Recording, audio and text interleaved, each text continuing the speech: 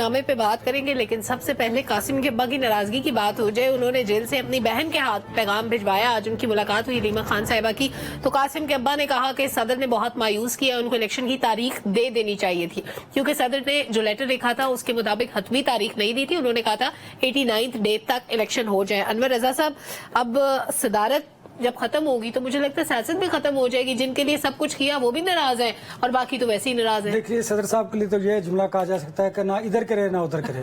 اب جب وہ ڈیٹ دیتے تھے تو یہ اپوزیشن نہیں چھوڑتی تھی، ہم انہیں چھوڑتے تھے کہ آپ کے پاس کیا قانونی حیثیت ہے کہ آپ ڈیٹ دیں گے۔ اچھا، انہوں نے درمیانی راہ نکالی تھی، ادھر قاسم کے ابا ناراض ہو گئے۔ آج انہیں اپنی بہن کے ایک سندیشہ بھیج دیا کہ جی ہم آپ سے خوش نہیں ہیں۔ وہ تو ہمیں بھی پتا تھا، وہ خوش کرنے کی کوشش میں ذلیل ہو گئے بیچارے خود بھی، نہ ادھر کرے نہ ادھر کرے۔ دیکھیے، آپ کو جب ایک آئینی عہدے پر بیٹھتے نا، پھر آپ کو پارٹی کی سیاست سے بالا تر ہو کر کام کرنا چاہیے۔ آپ کو اپنے ملک کے لیے، اس کے آئین کے لیے اور اس کے قانون کے لیے بات کرنی چاہیے۔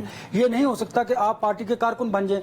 اسی رویے کے خلاف ہیں ہم۔ یہی روش ہے جو پاکستان کو پیچھے لے کر جاتی ہے۔ دیکھیں، جب آپ کوئی بھی شخص بیٹھا، کسی ادارے کا کوئی ہیڈ ہو، کوئی آئینی عہدے پر بیٹھا ہو، تو اس نے یہ حلف لیا ہوتا ہے کہ اس نے اپنے ملک کی بقا کے لیے، اس کی ترقی کے لیے اور اس کے آئین اور قانون پر عمل درآمد کرنا ہے۔ آپ آئین اور قانون کو سیٹ پر بیٹھتے ہی جناب پیچھے پھینک دیتے ہیں۔ آپ کو اپنے پارٹی منشور یاد آ جاتا ہے، آپ کو اپنے ہمدردیاں یاد آتی ہیں، چیئرمین کے ساتھ محبت یاد آ جاتی ہے۔ اسی محبت میں آپ ذلیل و خوار ہو جاتے ہیں، نہ آپ ڈیٹ دے پاتے ہیں، نہ آپ ان کی طرف سے محبت حاصل کر پاتے ہیں، نہ عوام کی طرف سے۔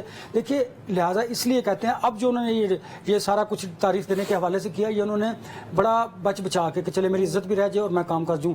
لیکن وہ دیکھیں نا، ان کے پاس تو جو جاتا ہے ان کی عزت رہتی نہیں ہے اللہ کے فضل سے، وہ تو چھوڑتے نہیں کسی کو نا۔ آپ دیکھیں نا، کیا یہ وقت تھا کہ ان کو آپ تانے دیتے؟ دیکھنا، حالات ایسے ہیں کہ آپ کو تو ان کو چاہیے کہ آپ میڈیشن کیجئے۔